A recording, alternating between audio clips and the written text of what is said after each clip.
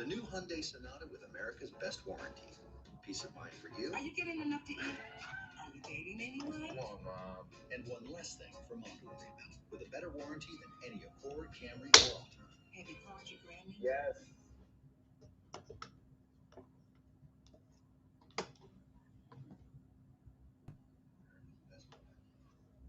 And it's a wrap. From pre-production to final cut, Monday.com got you covered. Manage your production team in one place, share assets, and make sure everything happens on time. Go to Monday.com and start your free trial today.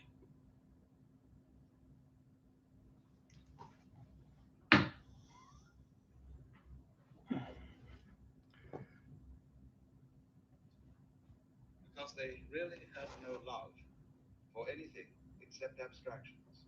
Money, quantities, status, symbols. And people become absolutely bamboozled by symbols. And so want the symbol rather than what is signified. But you see, however, if you want what is signified by the symbol, then you've got the universe by the tail. Because everything that is symbolized by a symbol is inseparable from the whole universe.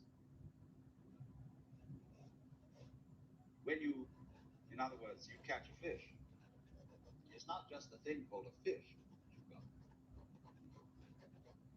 You are being fed by all oceans when you catch a fish. You are being sustained by this colossal life and everything, of course, that goes with the ocean. It's as if the ocean reached out and fed you. And that's why the real reason for giving Thanksgiving meals, that, of course, in the West, people thank God. But it's a more concrete expression to thank the fish. But then, of course, you're thanking the ocean. And so on.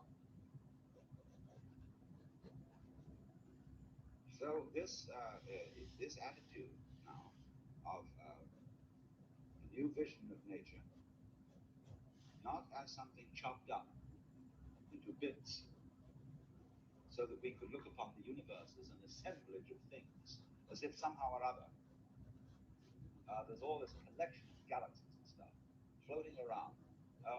Where would they come from? Well, they sort of have washed up like flotsam and jetsam and have come together by some sort of gravity. Here they are spinning around, as if it was a collection in the sense of something gathered that formerly hadn't been gathered. Of course, astronomically, this isn't taken seriously. People think rather that it all blew up, that all the galaxies expanded from the center and are still going. It's far more likely. Maybe they'll come back together again, and then blow up once more. Who knows? Maybe they'll all fade out. But then things will be where they were before it all started. And what happened once can always happen again. Pulsation, you see, is the very nature of life. Big pulses, tiny pulses. Pulses within pulses, forever and ever. So, this point of view is one which has flourished in the Far East, where the relationship of man to the physical world has been very different from our idea.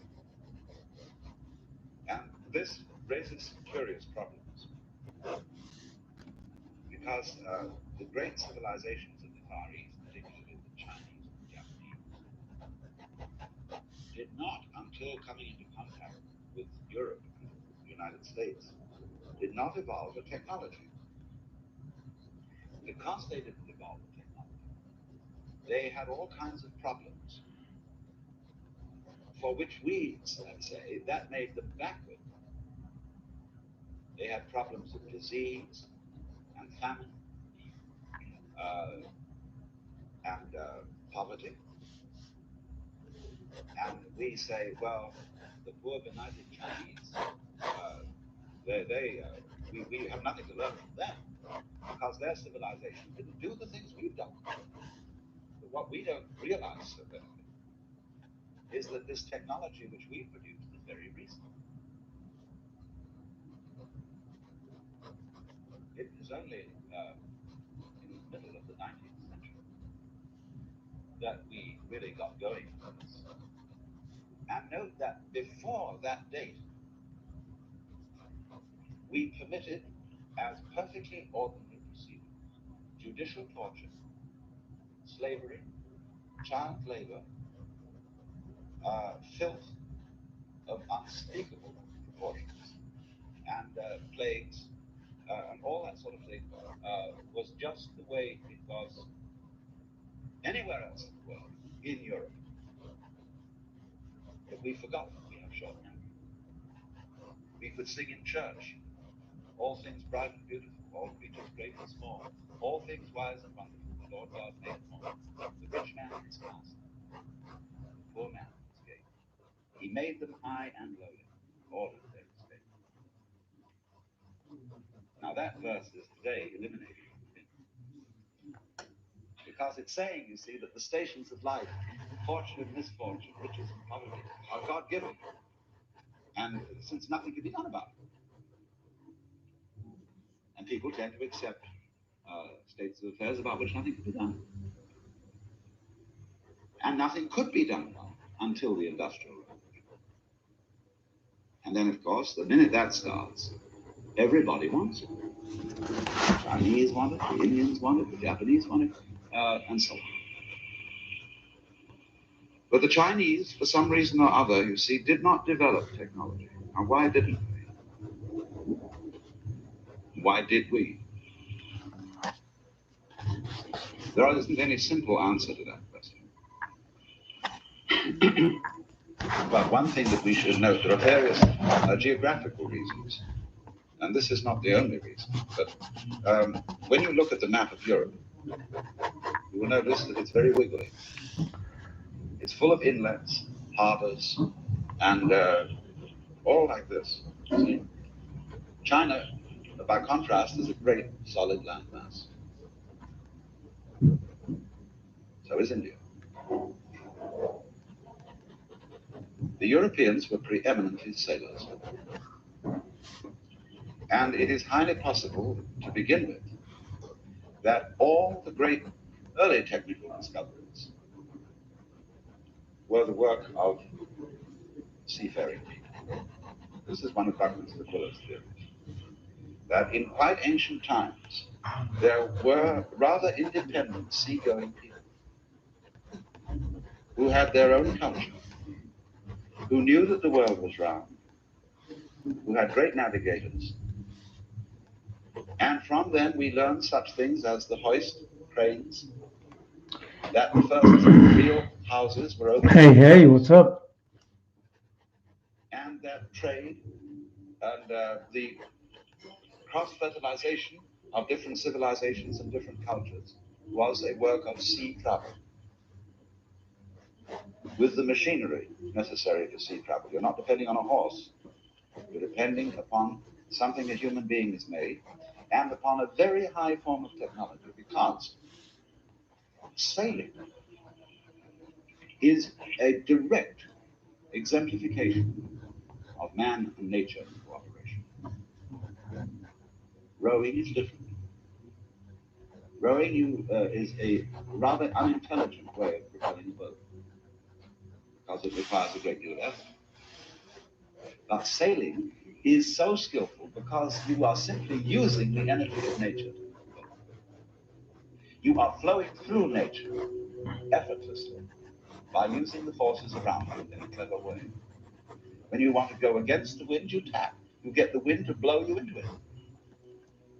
And this is what is called in Chinese wu wei, meaning literally non-interference or non-aggression, sometimes translated non-action, but that isn't quite correct.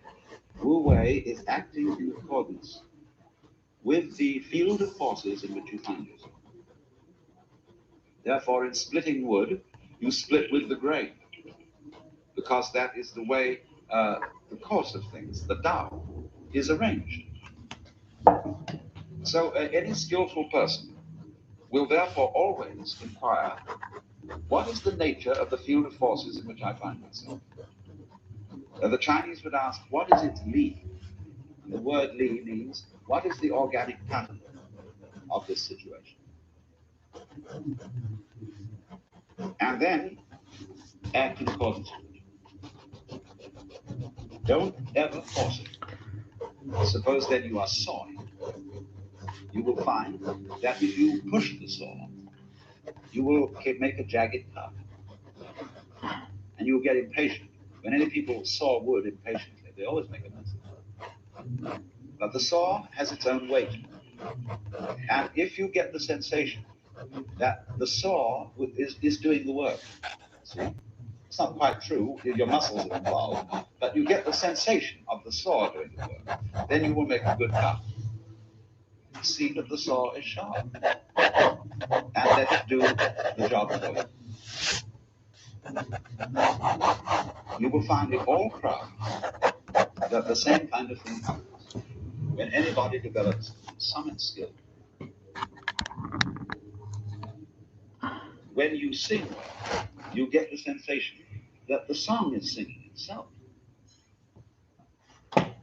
When you drive well, somehow the car and the road are carrying you along, but in a very skillful way. This is this thing I was remarking on first, this new feeling of the relationship to the world. And what you're doing when you do anything skillfully, you are expressing the total power of the field of forces, which is expressing itself in the form of skillful action through the agency of you as a human organism. But it requires intelligence to do this. Now, what is intelligence? Well, I'm going to reserve that question. I just want to go back a bit to the Chinese. Why didn't they evolve technology? Well, they knew an awful lot of things. Joseph Needham was writing a 7-volume history of science and civilization, telling us all about their mathematics, their astronomy, their physics, their husbandry ideas, everything in the way of techniques that the Chinese evolved. But there were two reasons why they didn't go on to technology as we have it. One of them, a bad reason, I think, and the other a good reason. Confucian thought is not interested in nature.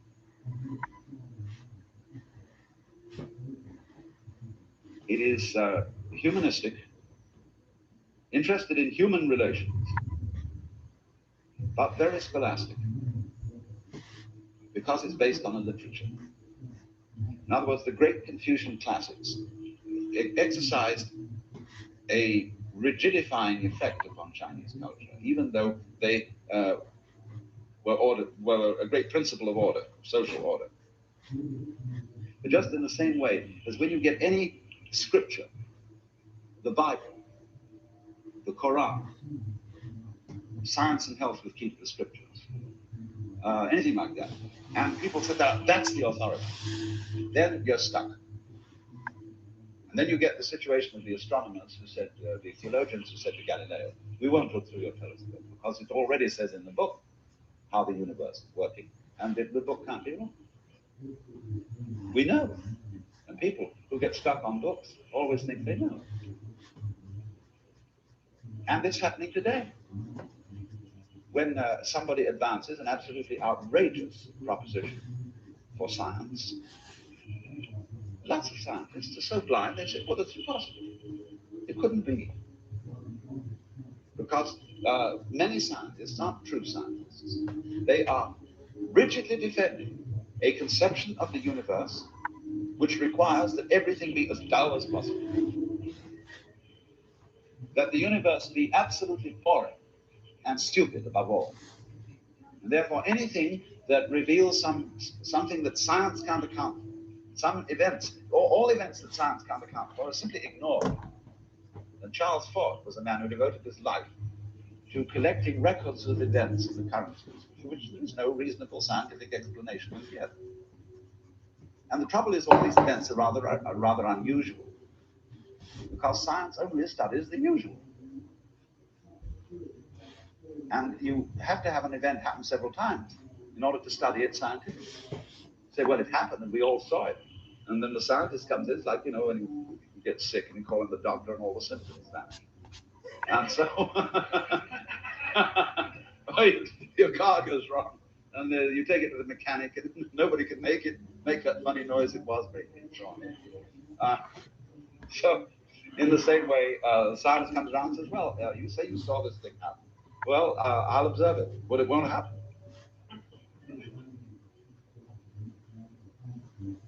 So this is the problem, you see. The Confucians got too hung up on books. That is to say, on a theoretical system, in just the same way, that we are hung up on our abstract concept of nature and are operating in terms of an abstract concept of nature, which is taught to us in school and in which we are brought up, so much so that we are absolutely hypnotized by it and we can't experience things which our conceptual system doesn't provide. When the concept system stops working, because it no longer fits the constantly changing pattern of reality, we're in trouble. Well, that, of course, was the trouble for the Chinese. Their Confucian concept system had very serious limitations. Now, that was the bad reason. There was another reason why they didn't evolve the technology, which was Taoism. The Taoists were really interested in nature. If you read their writings in the Lao Tzu and the Zhuangzi, they are full of natural illustrations. The behavior of water, insects, of the elements, are all used as illustrations of the art of life. Now, the Confucians, in contrast to the Taoists, were lexicographers. They believed in what's called the rectification of names. The language, in other words, mustn't get out of hand. There must be very clear and rigid definitions so that we use words the right way. Now, the Taoists had a critique of this. They said, with what words will you define the words? And with what words will you define the words that you use the ones to define them? Obviously, the situation is circular. Every dictionary is really a vicious circle because it's words defined in terms of other words. And they're all the words in the dictionary. So that, say you take a dictionary that has no pictures in it. To someone who doesn't know the language, it's absolutely a closed system that you can't penetrate. I once thought as a little boy, I was going to write a fundamental book which would contain the necessary fundamentals for knowledge. And the first thing I naturally did, therefore, was to write down the alphabet. Then I wanted to write down how it was pronounced. And I saw that I couldn't possibly write down how it was pronounced. I needed to know from the living world how to sound A, B, C, D. And that could never be written down. So I was stuck at the start. I abandoned the project at once.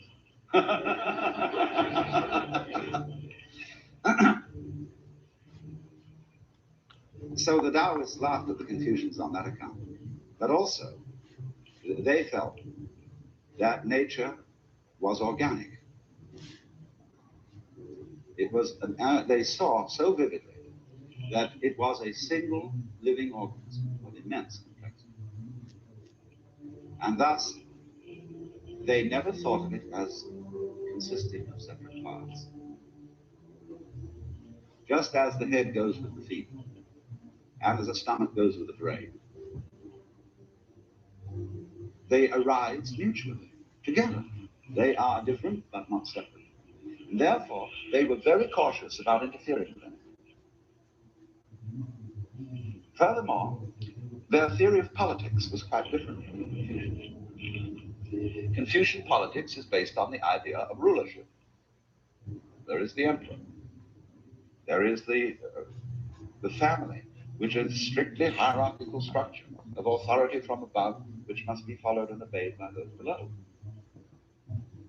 But the Taoists, when the first book, the Tao Te Ching, is a manual of advice to the emperor, among other things. And what it says to the emperor is, don't rule.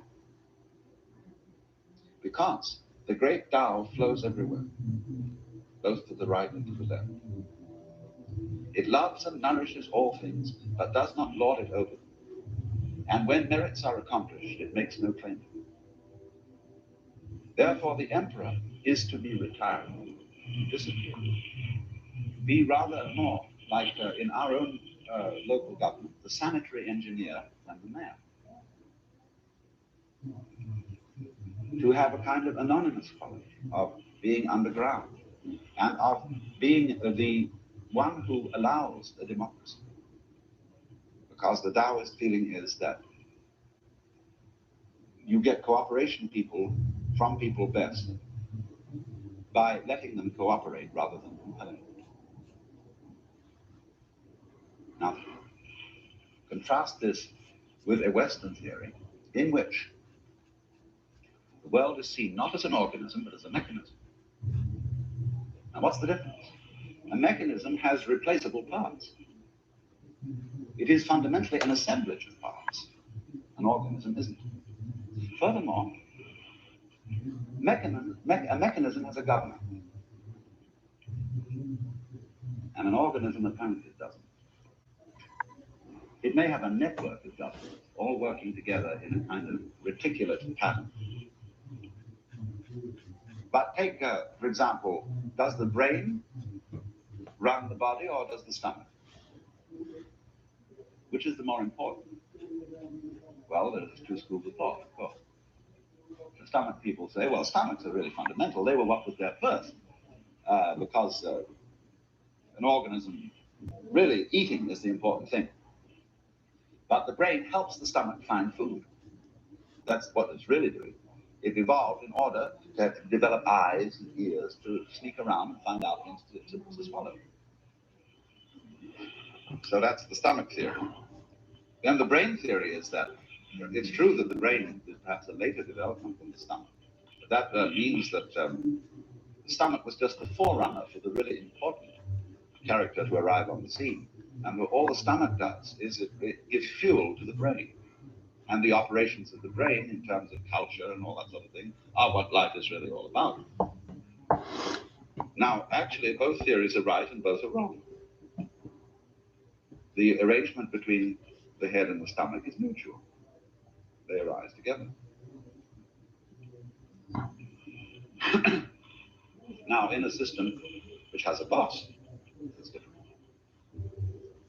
When you've got the mechanism and the chauffeur or the engineer who puts it together and operates it, then you have a government. You have a monarchical world order. And when you have government and things can be viewed as happening in a mechanical order, then change it. I order you to behave differently. Do it this way instead. And how do we do that? Why, we apply mechanical techniques. Chop off heads, or force people to do this, that, and the other. I mean, just separate things up and rearrange them.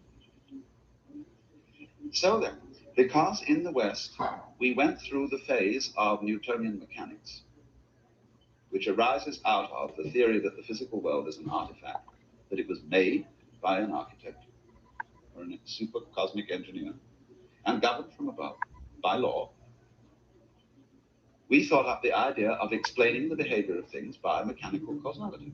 And this led to technology, to steam engines, to automobiles, to hydraulic systems, everything, electricity.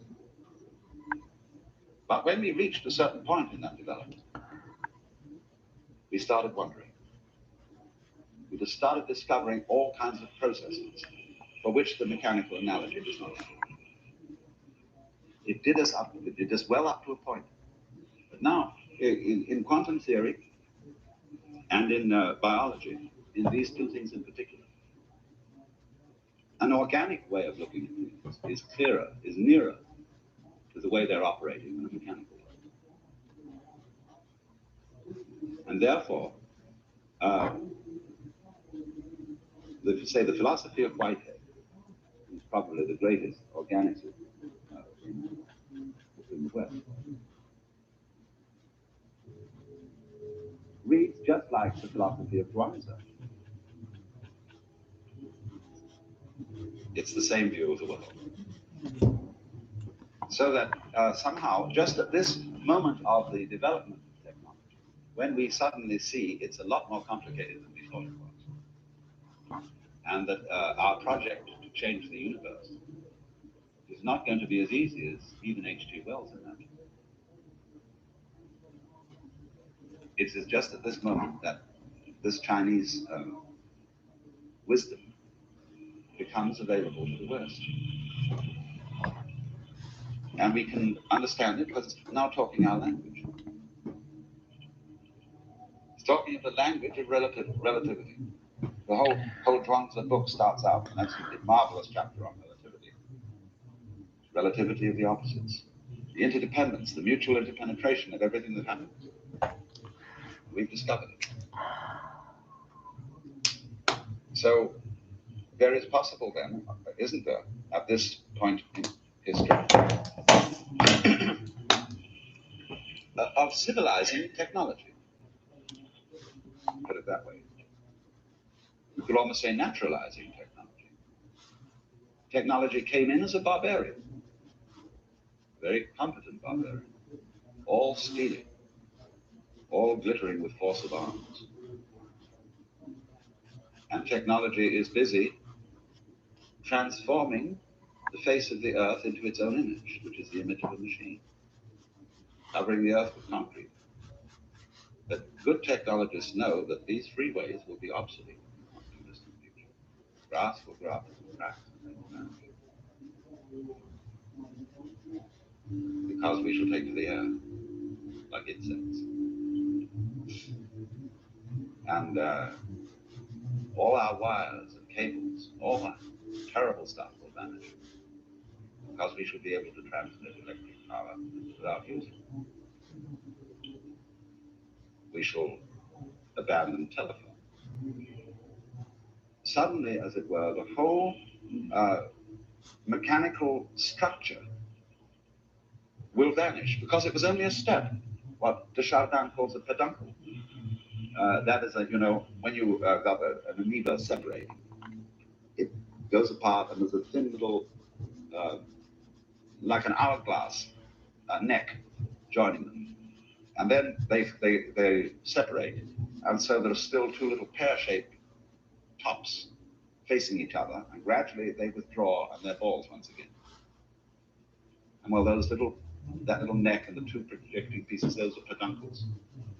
And the peduncle disappears in the course of evolution, like the umbilical cord of the peduncle. And so all this contraption that we've devised technologically is a peduncle, and it will vanish.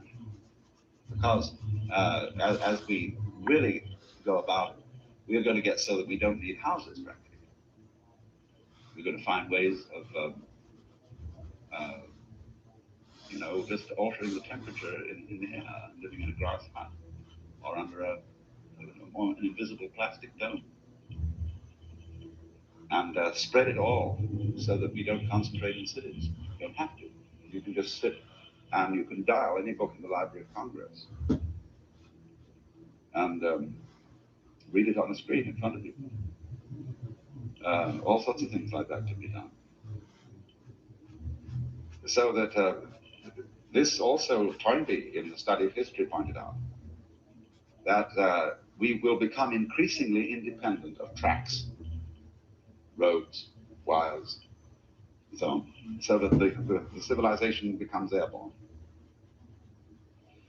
Maybe it'll even go so far, and here I'm getting into science fiction, as abandoning the electronic method of communication. We may get a telepathic one instead. Who knows? Be a funny world, won't it, when there's no private thoughts? Everybody's completely transparent to everybody else. Sure have to get along.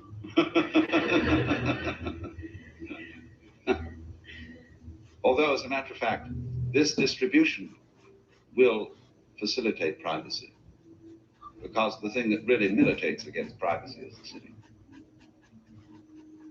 And the controls of huge traffics of human beings going about their business, this is a real problem. This is invasion.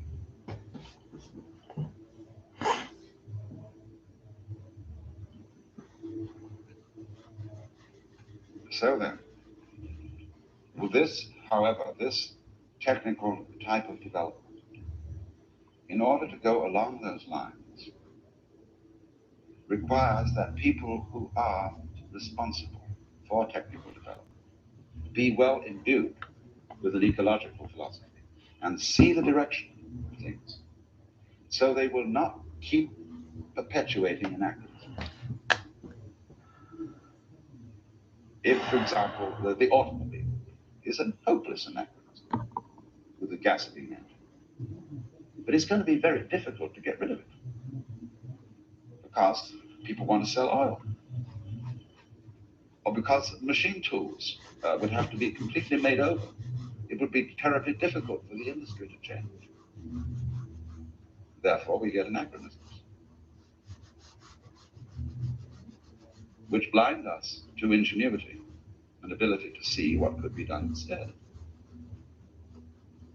You may think that sounds communistic. It isn't at all, because nothing is more of an anachronism than a bureaucracy. A collectivist state, in other words, is the most hopeless thing to change, because nobody has any responsibility. It's not organic, it's a monolithic machine. That's the pattern that we see in so-called communist countries. And they have just as tough a time producing innovation as we do. We have to think of new political ideas altogether, ideas that have never been heard of. But the way of thinking about politics, as of thinking about techniques, is by an organic model instead of a mechanical. The world has one body, but a body, you see, is a highly diversified system with all kinds of division of function, yet all one. It is not like an anthill. It's much more differentiated. And that is the human image as distinct from, say, the insect or the machine image. The problem I was discussing this morning was really the relationship of ecology to technology. But I was discussing it in a historical way, raising the problem of why technology originated in the West and not, for example, in China. And showing, first of all, that those people in China who did make some progress in the study of nature, the Taoists, thought about the world in accordance with a different model than people in the West, a model that did not immediately permit of technological development. The West thought about nature by analogy with mechanics, with machines. The Chinese thought about nature by analogy with organisms. A machine is something which can be taken apart and reordered, something which is the product of an act of engineering, and is therefore an organization with a governor. An organism is not made piecemeal. It grows and doesn't have a governor. All the parts in an organism are in an orderly anarchy. That is to say, they govern themselves And the Chinese word for nature, zheran, means that which is so of itself. Therefore, that which functions without being pushed around by some external force. It is automatic, but not as we mean the word automatic. We mean a self-governing machine. And there's a certain difference here. So the problem then is, if the Chinese, viewing the world as an organism, felt on the whole that it was wiser to restrain one's interference with things, that is to say, there are certain situations in which the human being should simply lay hands off. There are other situations in which the human being collaborates with nature, but he does so by virtue of having great awareness of the field of forces in which he is situated.